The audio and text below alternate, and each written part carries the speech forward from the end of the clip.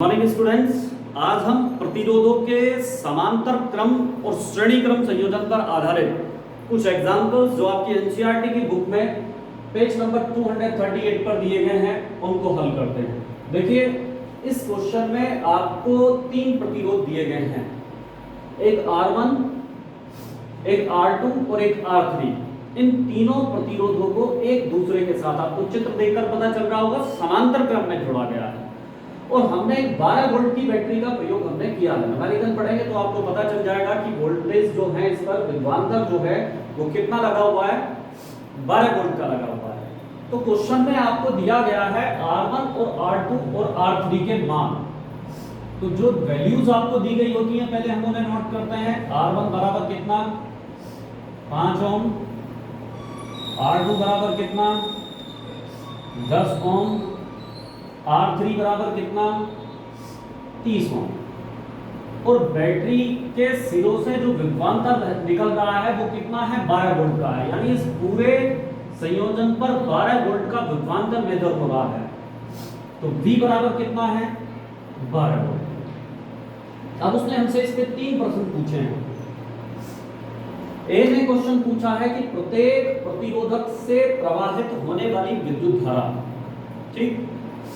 तो आपको पता है कि ये समांतर क्रम संयोजन है और समांतर क्रम संयोजन की ये विशेषता होती है कि प्रत्येक प्रतिरोध में बहने वाली धारा का मान अलग अलग होता है। तो सपोज R1 प्रतिरोध में I1 विद्युत धारा बह रही है, R2 में I2, R3 में कितनी, I3। एक बात, यानी समांतर क्रम संयोजन में धारा का मान डिस्ट्रीब्यूट होता है, बढ़ता है। एक दूसरी समांतर क्रम संयोजन में दूसरा इंपॉर्टेंट पॉइंट ये था कि उनके सिरों के बीच लगा हुआ विभवांतर, सभी प्रतिरोधों के सिरों के बीच लगा विभवांतर समान होता है, ठीक है। तो I भिन्न भिन्न होगी लेकिन V कैसा होगा, समान होगा। इस सिद्धांत को दिमाग में रखते हुए इस क्वेश्चन को हल करना है। अब क्या करना है, तीनों सिरों पर, तीनों प्रतिरोधों में अलग अलग विभवांतर ज्ञात करना है, अलग अलग विद्युत धारा ज्ञात करनी है। तो R1 के लिए ओम का नियम लगाइएगा। I1 आप निकालना चाह रहे हैं, वो बराबर होगी V अपॉन R1। V क्यों कहा, क्योंकि अभी मैंने बताया कि समांतर क्रम संयोजन में सभी प्रतिरोधों के सिरों पर लगने वाला विभवांतर कैसा होगा, समान होगा। और वो कितना है, 12 वोल्ट का है और ये कितना है, 5, ठीक। तो 12 को भाग दीजिएगा, 5 दूनी 10 और 5 20, 2.4 एम्पियर। R2 में अगर ज्ञात करने लगे तो सेम ओम का नियम अप्लाई करते हुए I2 बराबर V अपॉन R2, ठीक है। V कितना, 12, R2 कितना, 10, यानी 1.2 एम्पियर। R3 कितना, I3 बराबर V अपॉन R3। V कितना, 12 और R3 कितना, 30, है ना। तो 6 दूनी नहीं कटता, किससे कटेगा, अब भाग डिवाइड कर दीजिए सीधे सीधे, 12 को 30 से भाग दीजिए, नहीं दी जाएगी डेसिमल लगा करके 0 लगाओगे, 30 चौका 120, ठीक है। तो कितना आ जाएगा ये, 0.4 एम्पियर। अब दूसरा क्वेश्चन देखते हैं। तो तीनों के मान निकल गए, एक मान I1 के लिए ये, I2 के लिए ये, तो तीनों की वैल्यूज हमने अलग अलग फाइंड कर दी। एक क्वेश्चन हल हो गया। ठीक, क्या कह रहा है, वो कह रहा है कि परिपथ में प्रवाहित कुल विद्युत धारा, तो ये जो I1, I2 और I3 थी ये सब किसके बराबर होंगी, इनको जोड़ दीजिएगा, ये सब इन सब का योग I के बराबर होगा, ठीक। तो I बराबर 2.4 प्लस 1.2 और प्लस 0.4 जोड़ दीजिएगा, 4 2 6 4 10 की 0, है ना। तो 1 2 3 और 1 4 4.0 क्या एम्पीयर। तीसरी बात, परिपथ का कुल प्रतिरोध परिकलन करना है। तो ये कौन सा क्रम है? प्रतिरोधों का समांतर क्रम है। और समांतर क्रम के लिए जो फॉर्मूला होता है, समांतर क्रम के लिए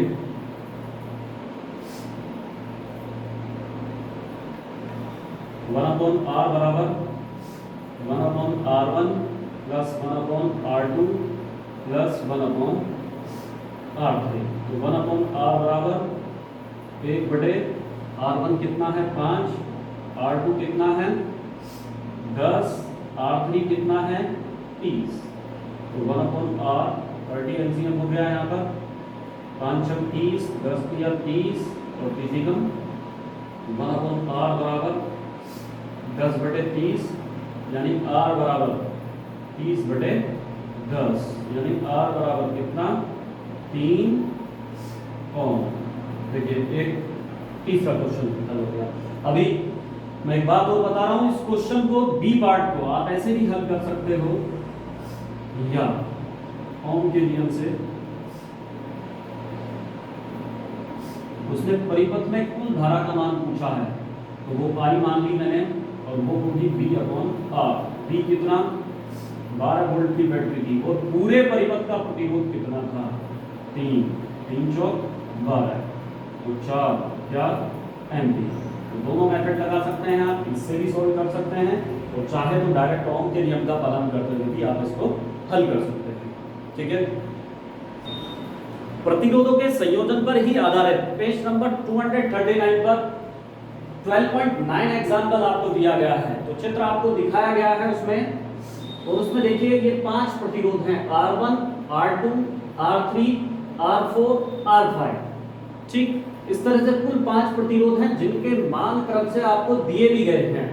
R1 की वैल्यू जो आपको दे रखी है वो कितनी है 10 ओम, R2 की कितनी है 40 ओम, R3 की कितनी है 30 ओम, R4 की कितनी है 20 ओम और R5 की कितनी है 60 ओम। वे इस प्रकार से इस चित्र के अनुसार समायोजित किए गए हैं या संयोजित किए गए हैं। अब उसने कहा कि इन प्रतिरोधकों को एक 12 वोल्ट की बैटरी से संयोजित किया गया, यानी इनके सिरों पर जो विभवांतर लगा है वो कुल मिलाकर के 12 वोल्ट का है। तो अब हमसे दो चीज पूछी है, एक तो परिपथ का कुल प्रतिरोध। ठीक है, पहले इसकी गणना करते हैं। एक बार की परिपथ का कुल प्रतिरोध देखिए, R1 और R2 एक दूसरे के साथ समांतर क्रम में जुड़े हुए हैं। तो पहले मैं इस बात को लिखता हूं कि प्रतिरोध R1 व R2 समांतर क्रम में संयोजित हैं। अब मान लो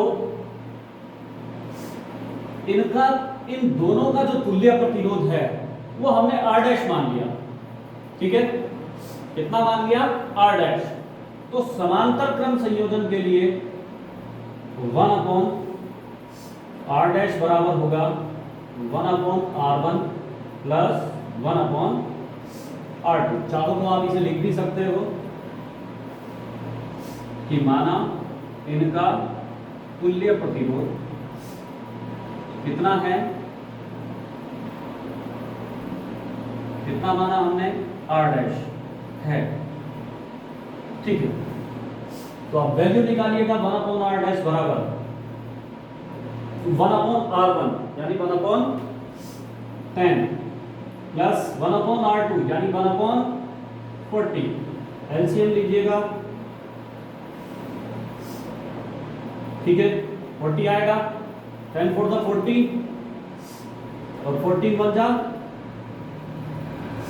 1 अपॉन R' बराबर 5 अपॉन 40, R' बराबर 40 अपॉन 5 यानी R' बराबर कितना 8 ओम।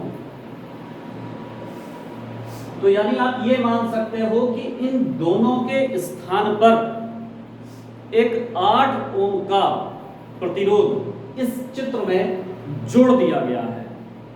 अब इसी तरह से R3, R4 और R5 ये एक दूसरे के साथ समांतर क्रम में है, तो इनको भी मैं लिखता हूं कि माना नहीं है, वो तो हमें दिखाई दे रहा है, प्रतिरोध R3, R4 व R5 परस्पर समांतर क्रम में संयोजित हैं। दिखाई दे रहा है बिल्कुल स्पष्ट चित्र से। और माना इनका तुल्य प्रतिरोध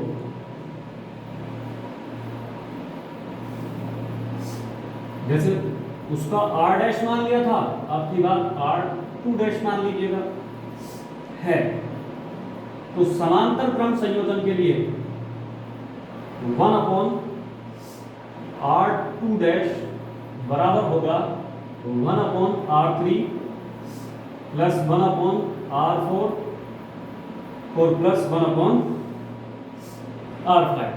ठीक है, समांतर क्रम में है तो फॉर्मूला सेम है। आगे बढ़ता हूं मैं।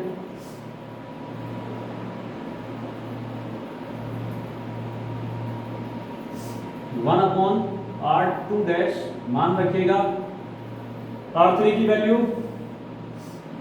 1/30, R4 की वैल्यू 20 और 1/60।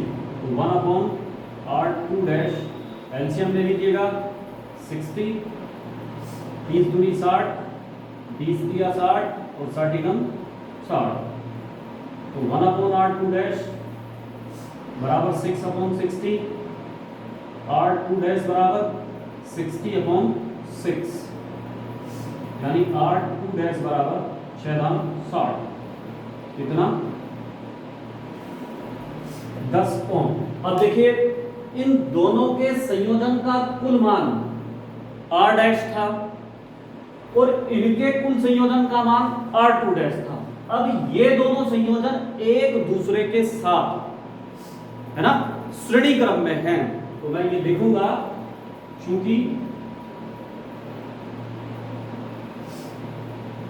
R डैश व R2 डैश है ना श्रेणी क्रम में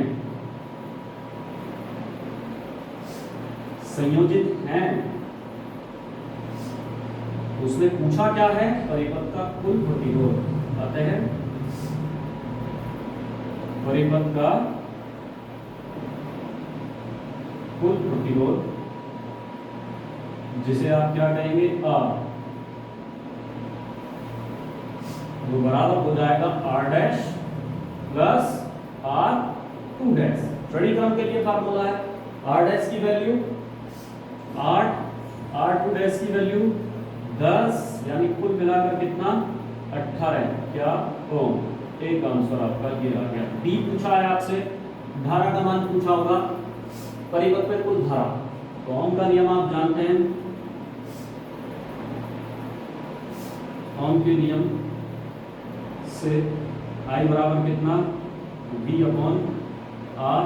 V की वैल्यू कितनी 12 वोल्ट की बैटरी थी।